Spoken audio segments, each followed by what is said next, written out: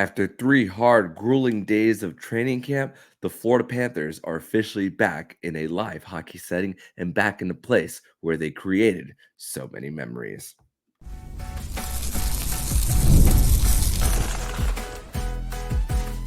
You're Locked On Panthers, your daily podcast on the Florida Panthers.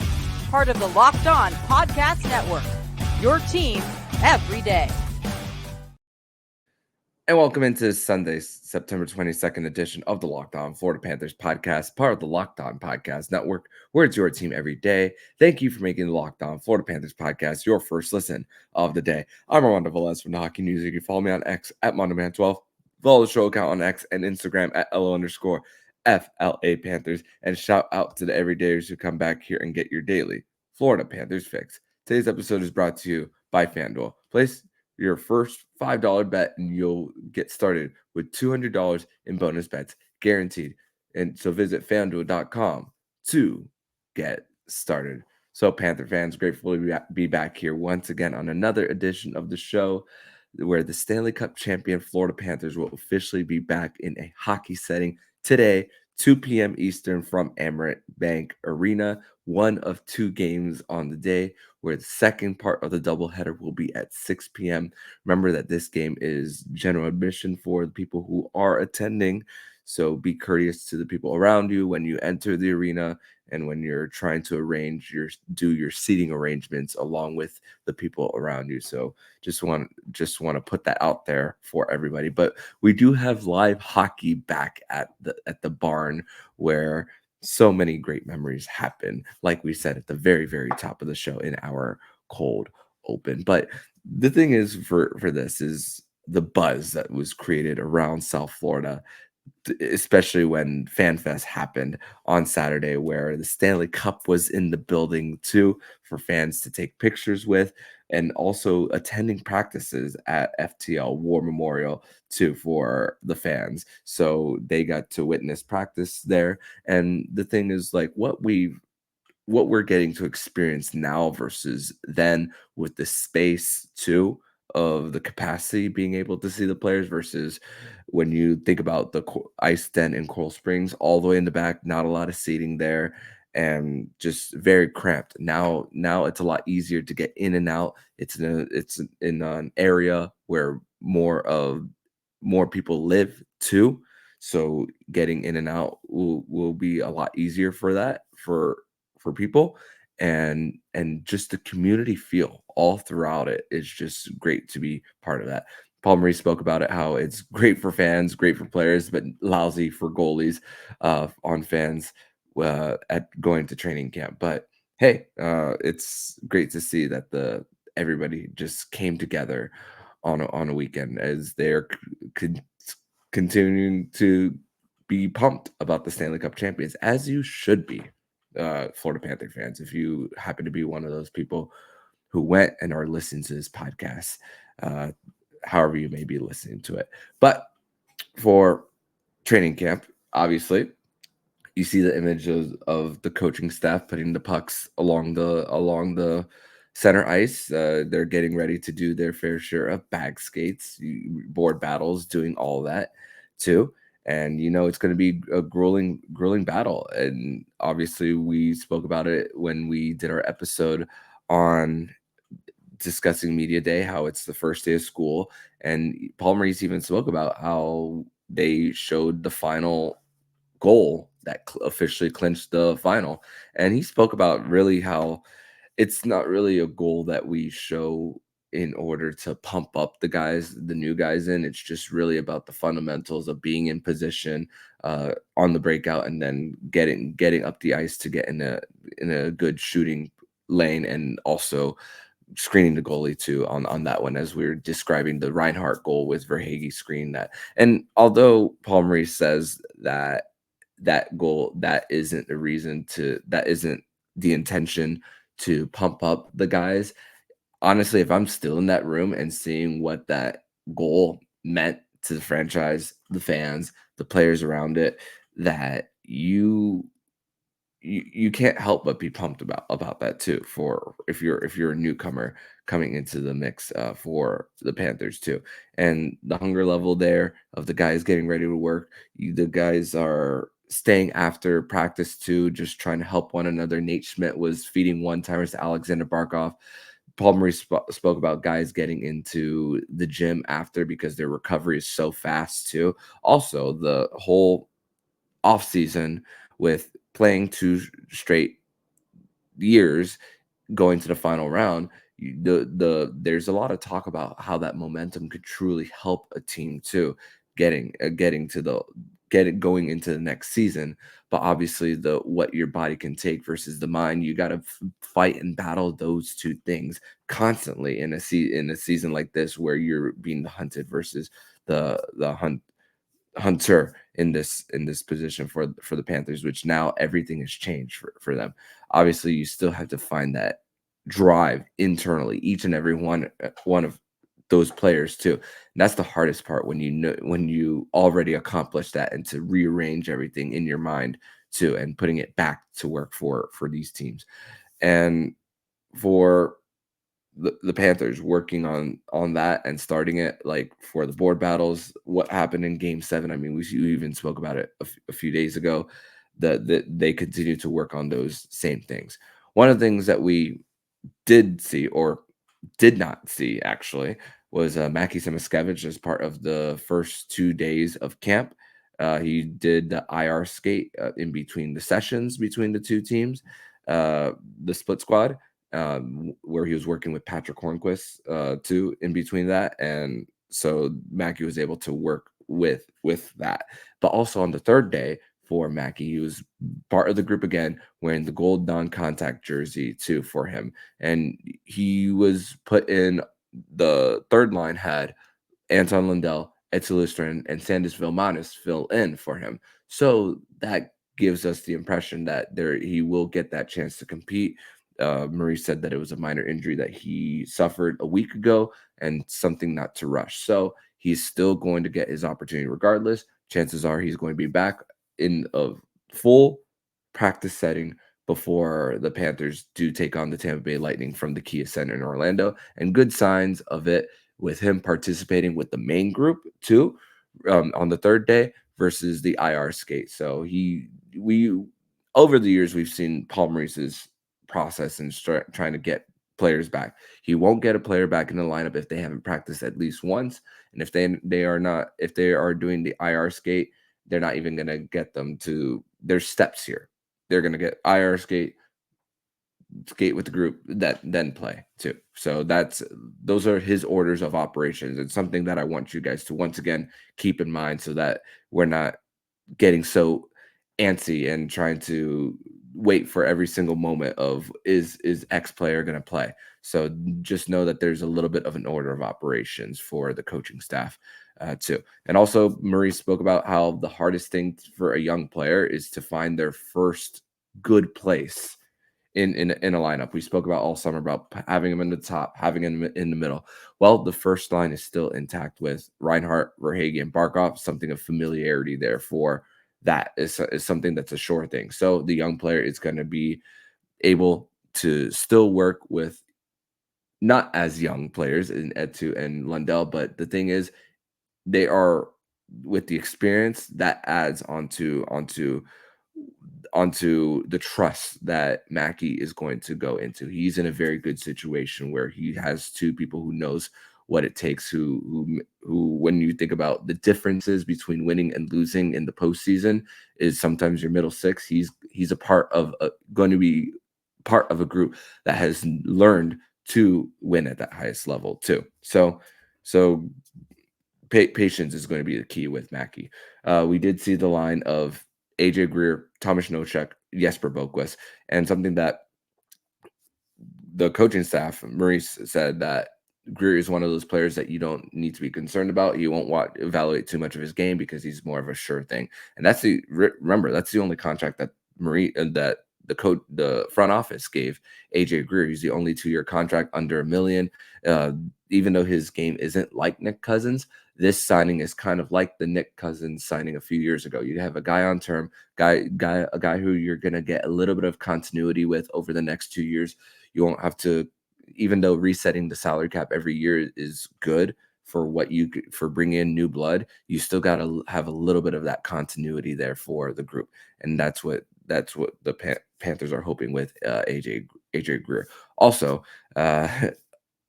Maurice has also shifted the whole this person's a troublemaker to this person's a troublemaker. And what do I mean by that? Last year, when it's usually guys that he messes with in contract years. Last year he was talking about Brandon Montour and Sam Reinhart having a little bit of an attitude because they're in contract negotiations currently with the front office too. And doesn't mean anything, but just knowing that pointing out that that's their situation too, but just knowing that they're in good standing. So it spoke about that about Carter Verhaeghe being the guy with the attitude too, but also Sam Bennett also discussed more about being in this market and even being a Stanley Cup champion and coming in with less noise compared to the other markets in the NHL. Is that when it comes to the contract, it's not a distraction. It's not hovering over. I mean, you see it with Mitch Marner in Toronto. There's something hovering over them. Match Pacioretty hasn't played in a Canadian market in a while. He said, "Oh, I haven't seen this many cameras in a while too." So that's a great thing about the noise, that Sam Bennett can just go ahead, play hockey, and that things, whether he does stay with the Panthers or not, things are gonna it's not gonna be as noisy for him as he gets to just go out there and do what he loves too. So that's a great situation for the upcoming UFAs, at least in one example of it with Sam Bennett, or the second line center.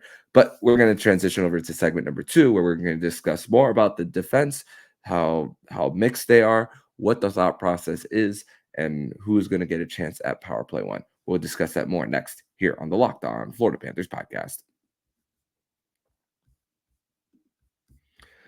Today's episode is brought to you by FanDuel. And hey, NFL fans, you can start the season with a big return on FanDuel, America's #1 sportsbook. So when you get a hunch in the middle of the game, you can check out the latest stats, view live play-by-play, and so much more on the same page where you can place your bets. You'll get started with $200 in bonus bets guaranteed when you place your first $5 bet. You can do that all at FanDuel.com. Once again, get started with $200 in bonus bets guaranteed when you place your first $5 bet at FanDuel.com.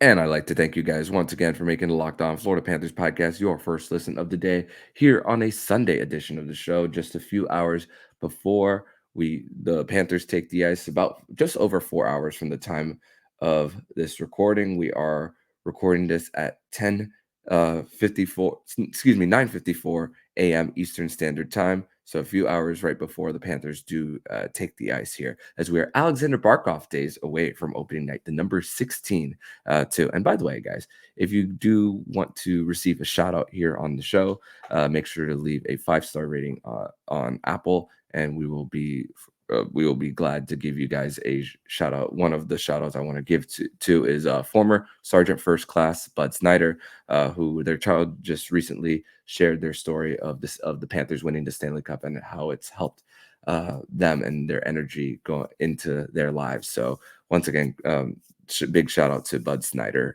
there for that. And once again, thank you for your service, sir.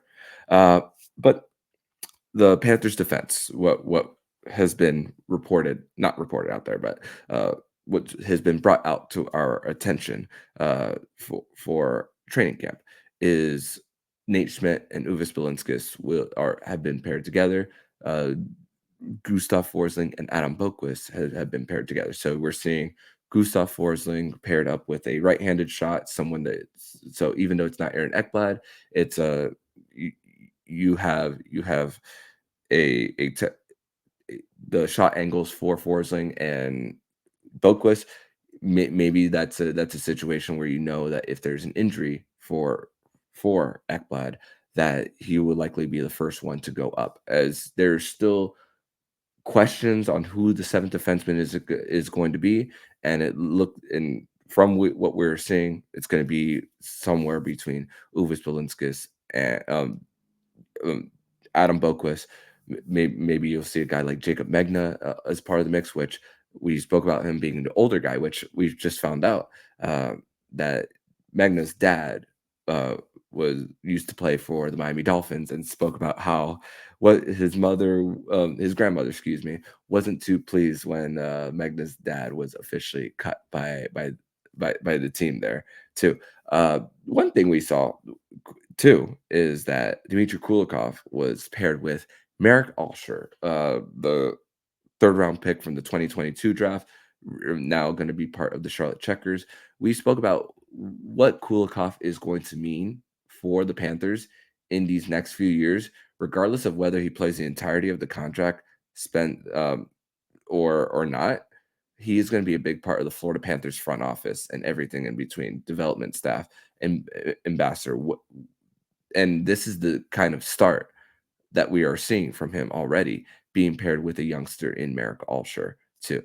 So Maurice also spoke about how the age distribution of guys with the defensive pairs, he wants the veterans to consistently be answering questions to the young guys. I mean, uh, uh, Adam Boquist and Gustav Forsling, they're not.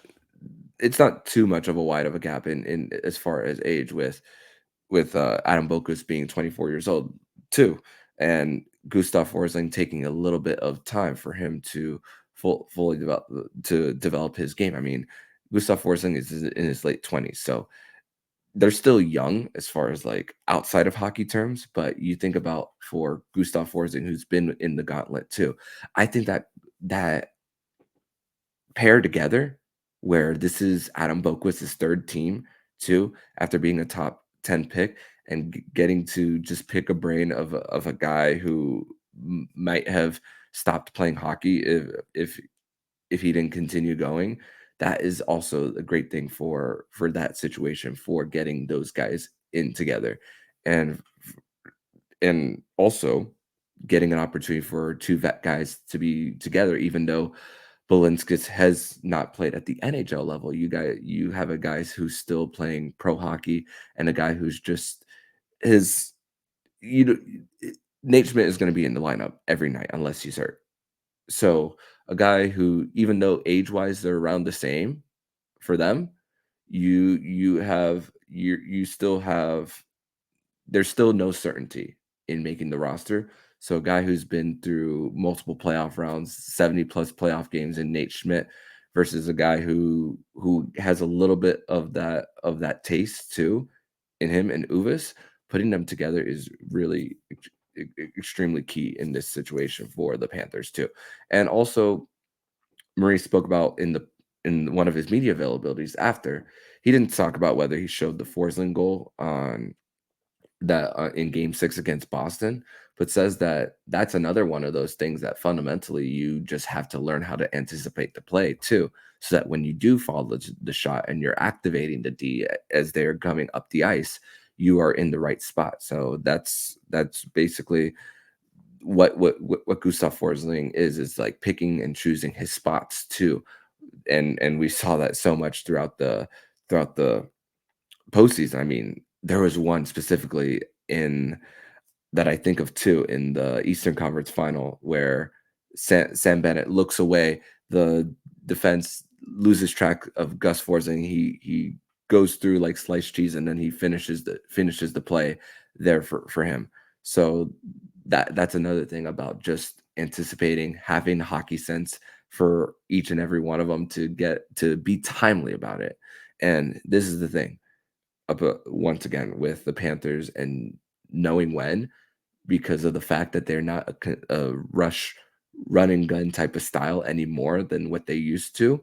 That is going to be their guys are going to be consistently looking at Gustav Forsling if they haven't already. I mean, and also with just how strong he is. I mean, they talk about the guys and going and continuing to put in the work too. Gustav spoke about how quick he was from celebrating to putting in work again, and this guy's considered the fittest guy in the room. Remember last year, the Ekblad spoke about how you have to keep the players as wives away from him because he could possibly steal your girl too. So with how fit he is, so just a model for this Florida Panthers team, and that those are the guys that you want to consistently pick the brain of if you're and the fact that Adam Boquist is there, who's still just trying to find something of a staple in his career.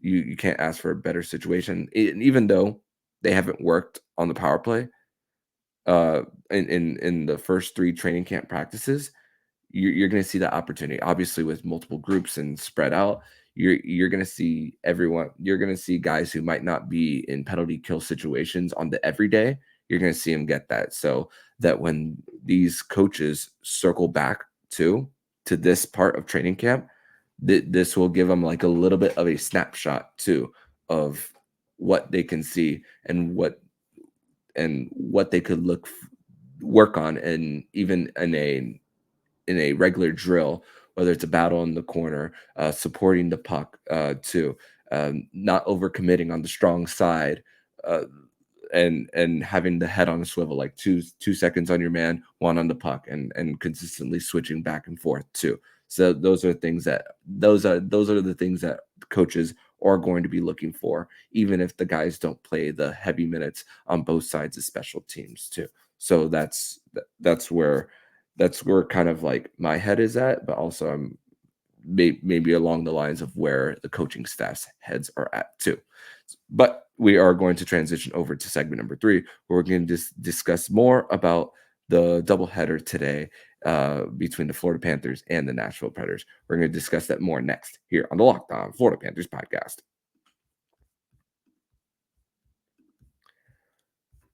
Today's episode is brought to you by Indeed. And if you need to hire, you need Indeed. Indeed is your matching hiring platform with over 350 million global monthly visitors, according to Indeed data, and a matching engine that helps you find quality candidates fast. Ditch the busy work. Use Indeed for scheduling, screening, and messaging so you connect with candidates faster. You can leverage over 140 million qualifications and preferences every day. Indeed's matching engine is constantly learning from your preferences, so the more you use Indeed, the better it gets. And listeners to this show will get a $75 sponsored job credit to get your job more visibility at Indeed.com/lockedon. Indeed.com/lockedon. Terms and conditions apply. Need to hire? You need Indeed. Also, today's episode is brought to you by PrizePicks. PrizePicks is America's #1 fantasy sports app with over 5 million active members. PrizePicks is the easiest and most exciting way to play daily fantasy sports. All you do is pick more or less 2 to 6 players, stat projections, and the winnings roll in. So 1 Caleb Williams passing yard gets you 1 win on PrizePicks every week in September. That's right, only 1 yard gets you an automatic win every football weekend in September. 4 weeks of free W's. Don't miss the deal on PrizePicks because it's gone when September ends. So PrizePicks puts their members first. So with all withdrawals are fast, safe, and secure. When my PrizePicks hit, I get my money, and it's as fast as 15 minutes. PrizePicks invented a flex play, which means you can cash out your lineup if it isn't perfect. You can double your money even if it doesn't hit. Download PrizePicks app today and use code LOCKEDONNHL and get up to $50 instantly when you play $5. That's code LOCKEDONNHL on PrizePicks to get $50 instantly when you play $5. You don't even need to win to receive the $50 bonus. It's guaranteed. PrizePicks. Run your game.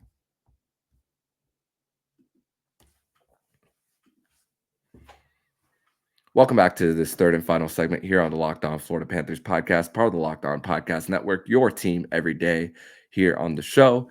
And the Florida Panthers will be taking the ice today from Amerant Bank Arena, where it'll be the first live games from there since Game 7 of the Stanley Cup Final, which they'll get to see the new center ice. We will get to see it all for the first time outside of the social media pictures, even prior to, unfortunately, the leak that caused the Panthers employee, unfortunately, to get let go after that. That was something reported by Andy Slater. But a few things in the world of former Florida Panthers.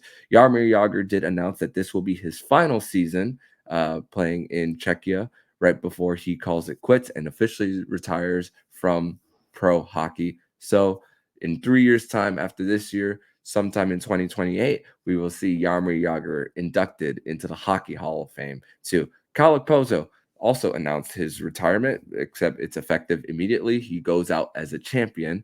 We also discussed more about Kyle Okposo, his Cup Day earlier in the summer. If you want to go check out that episode, and also what inspired Kyle Okposo throughout the playoff run, watching the Batman series. We discussed that a few weeks ago too. And also, former Panther Radko Gudas was announced as the captain of the Anaheim Ducks too. So also really cool for the former Panther who gets his opportunity to lead a very young rebuilding roster in the Anaheim Ducks. And also, Sasha Barkov took the cup back to Joe DiMaggio's Children's Hospital to greet them with it, as he donated 106K for the season. Also has a suite in Amerant Bank Arena that he has for the Joe DiMaggio's Children's Hospital. 1,600 for every goal, 800 for every assist that he donates to the hospital. So that combined for 106K.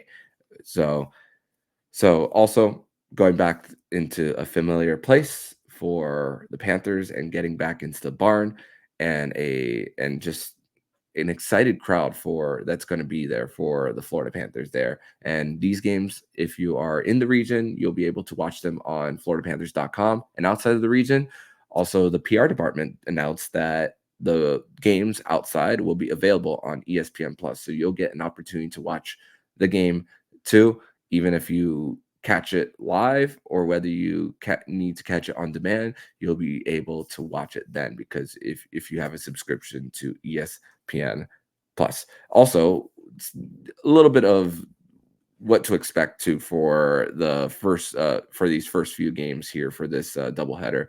Obviously, the guys are going to be pumped to be back there. It's a very familiar place where they won the Stanley Cup. Verhaeghe talked about you can't top the last time we were there.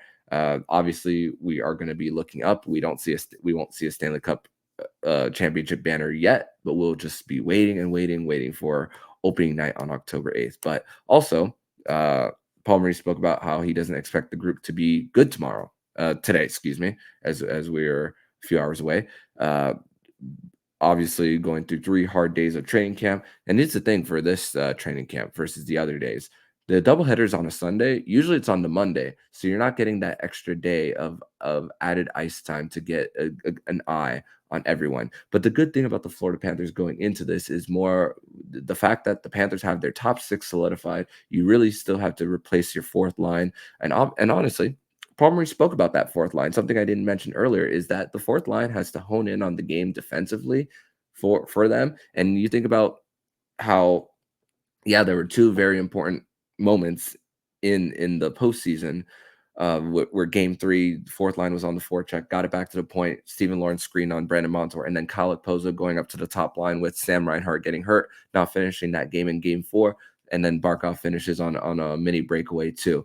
Those are very important moment from fourth line players too, but they weren't contributing much to the scoring too. So if you get that, if you hone in on the defensive game like Paul Maurice wants, and then you get the added offense along with it, it's icing on the cake for this team. And the sky's the limit once again in their chances to repeat as Stanley Cup champions too. So really, the focus on the fourth line guys should be that there. But also these 2 games with guys from junior playing. Paul Maurice said that the veterans aren't going to get any rest too in this one, because you don't want the situation where someone's favored over another. I'm paraphrasing what Paul Maurice is saying. It's like, oh, this guy gets a day off, but not this one.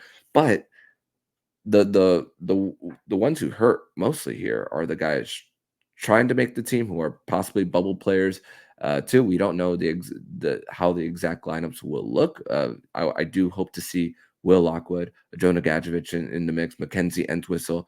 If those guys aren't in, Paul Maurice even said that they're going to be getting spoken to, how they're still going to get their opportunities because he's going to get the guys who won't be here at the end of camp in first to once again have something in the back of their head of what they look like with the group, even though you can't. It's not the be all end all of that, so, because you're still trying to know who's paying attention, who is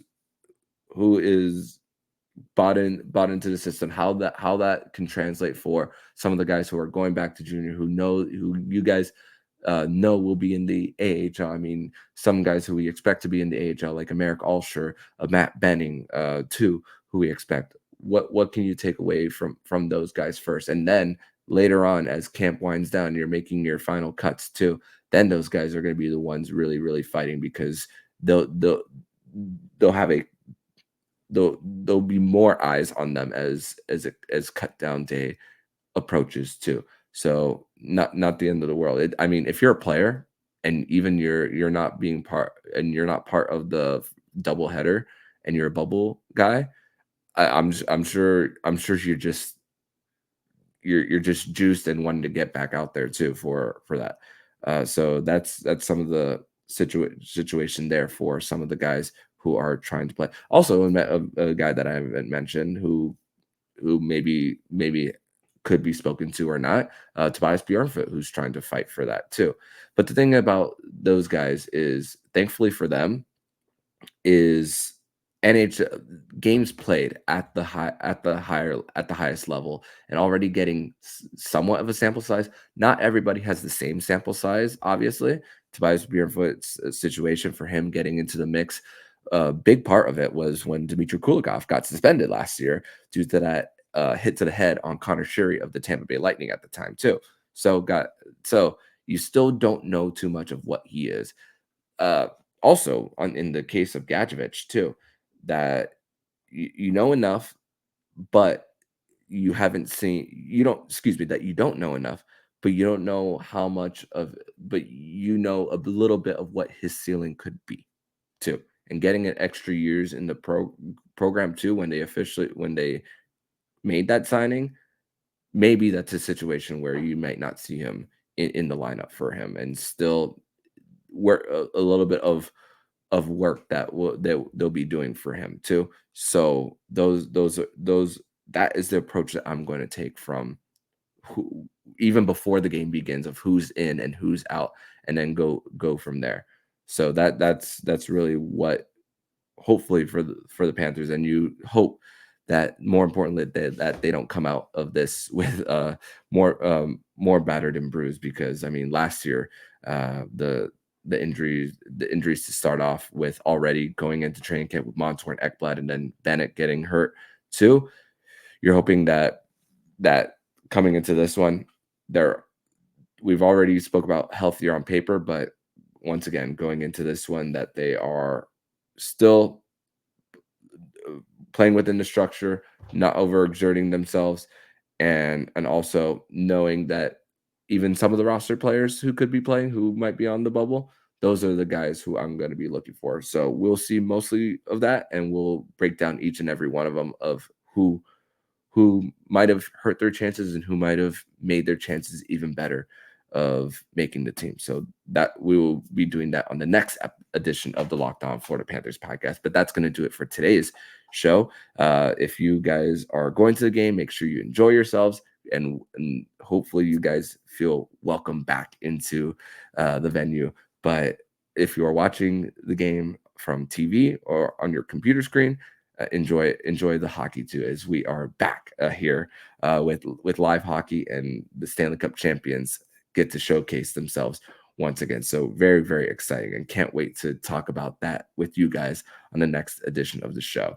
But in the meantime, if you like what you're hearing, please subscribe to the podcast to be notified every single time the Locked On Florida Panthers podcast jumps into your podcast feed. Don't forget to also subscribe to the other shows on the Locked On NHL network, including Locked On NHL, Locked On Fantasy Hockey, Flip Livingstone, and Stu Roden, and Locked On NHL Prospects. Thank you once again for making the Locked On Florida Panthers podcast your first listen of the day. So I'm Armando Velez, signing off. And you've been listening to Locked On Florida Panthers podcast, part of the Locked On Podcast Network, where it's your team every day.